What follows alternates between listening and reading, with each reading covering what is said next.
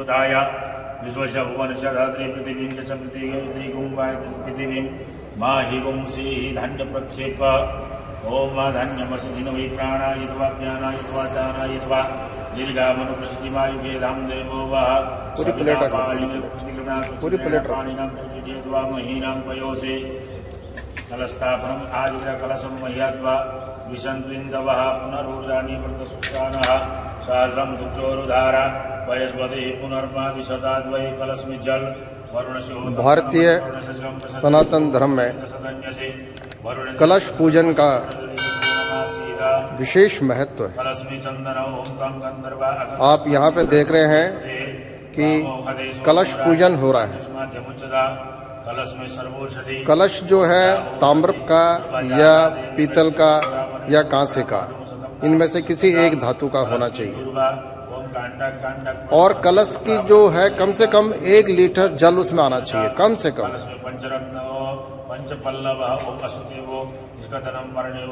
आपने देखा कि कलश के सबसे नीचे त्रिकोण, षटकोण, वृत्त, चतुरस्र, मंडल बना करके उसके ऊपर सप्त धान्य की रख करके सप्त धान्य के ऊपर फिर कलश की स्थापना की है। कलश के जो कंठ को रक्त सूत्र से बांधा और कलश के अंदर आप देख रहे हैं कि बहुत सारी चीजें कर्मानुसार डाली जा रही हैं।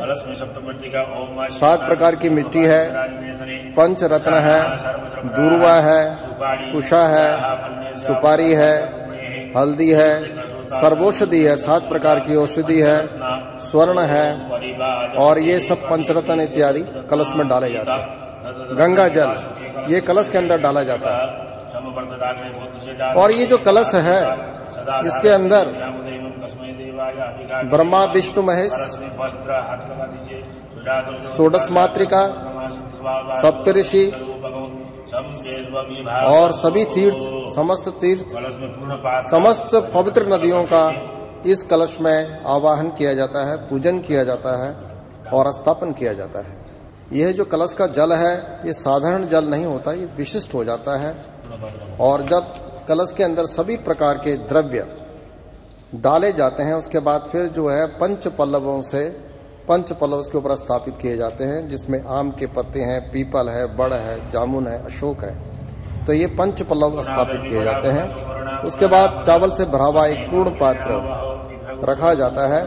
और ये जो श्रीफल आप देखेंगे पहले इसको बजाया जाता है कि ये श्रीफल अंदर से आवाज आनी चाहिए कि इसका मतलब श्रीफल बिल्कुल सही है। और इसका जो 3 नेत्र वाला हिस्सा है जिसमें 3 नेत्र बने हुए होते हैं वो हिस्सा आपकी तरफ होना चाहिए, यजमान की तरफ होना चाहिए जो उसकी पूजा कर रहा है। ये कर्म होता है श्रीफल को रखने का।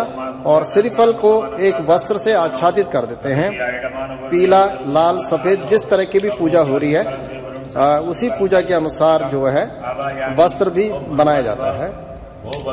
और इसमें वरुण देवता का आवाहन करते हैं। जल के देवता वरुण है।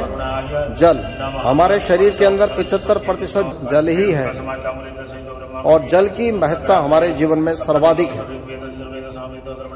और जब ये कलश तैयार होता है तो इसके अंदर एक दिव्यता, एक डिवाइन एनर्जी इसमें से फ्लो होने लगती है। ये जो डिवाइन एनर्जी है, ये जो डिवाइन एनर्जी पूरे वातावरण के अंदर फैलती है, पूरे वातावरण में चलती है। अब ये कलश को मंडप में रख देंगे। इस सप्त धान्य की प्लेट नीचे और कलश, ये मंडप में इसको रखने के बाद फिर यहाँ पे कलश का षोडशोपचार पूजन कहते हैं। 16 प्रकार से पूजा होती है।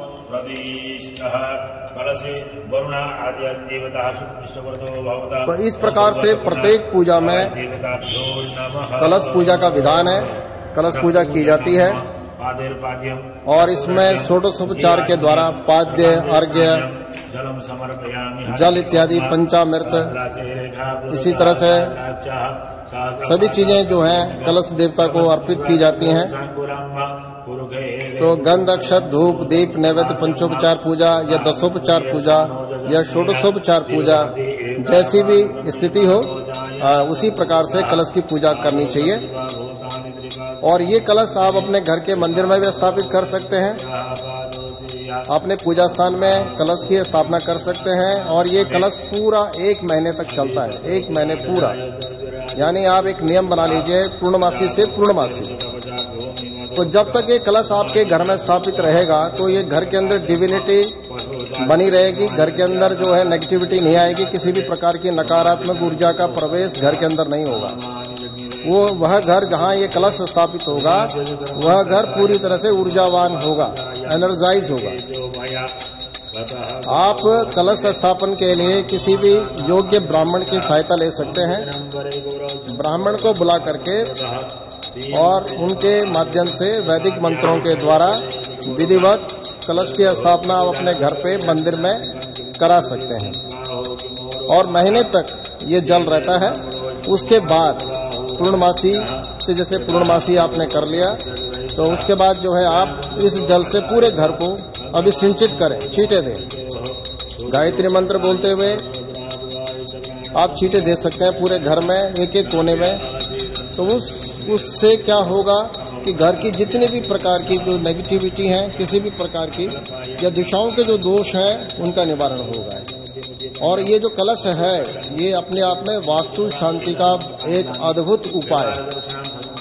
वास्तु शांति के लिए कलश पूजन से बढ़िया कोई और माध्यम नहीं है। और ये हमारी सनातन परंपरा में कलश की जो पूजा है ये सदियों से चली आ रही है। ऐसा कोई यज्ञ नहीं है जहाँ पे कलश की पूजा न होती हो, और वह यज्ञ ही नहीं माना जाता जहाँ कलश की पूजा न होती हो। तो इसलिए कलश पूजन, वरुण पूजन ये बहुत ही विशिष्ट प्रक्रिया है। कलश अपने आप में अद्वैत ब्रह्म का प्रतीक है, क्योंकि हमने इसमें समस्त देवी शक्तियों का आवाहन किया है, भाव किया है। इसके अंदर हम ये मान के चलते हैं कि कलश के अंदर सभी शक्तियां विराजमान हैं और वो जो शक्तियां हैं वह हमारी रक्षा कर रही हैं, सभी दिशाओं से हमें संरक्षण प्रदान कर रही हैं। इसीलिए बोला जाता है कि कलश से मुखे विष्णु, कंठे रुद्र समाश्रिता, मूले तत्र स्थितो ब्रह्मा, मध्य मातृका गणः, कुक्षोत सागरा सर्वे सप्तदीपा वसुंधरा, ऋग्वेदो यजुर्वेदा सामवेदो अथर्वणा, अंगे सहिता सर्वे कलशंतु समाश्रिता। यानी सभी देव शक्तियां इस कलश के अंदर विद्यमान है और यह कलश यजमान के परिवार की संपूर्ण दिशाओं से रक्षा करेगा और समस्त प्रकार के दोषों का, समस्त प्रकार की जो भी नेगेटिव एनर्जी है उनके वातावरण में, घर में, वह दूर होगी। यह प्रार्थना इस कलश से की जाती है। ओम शांति।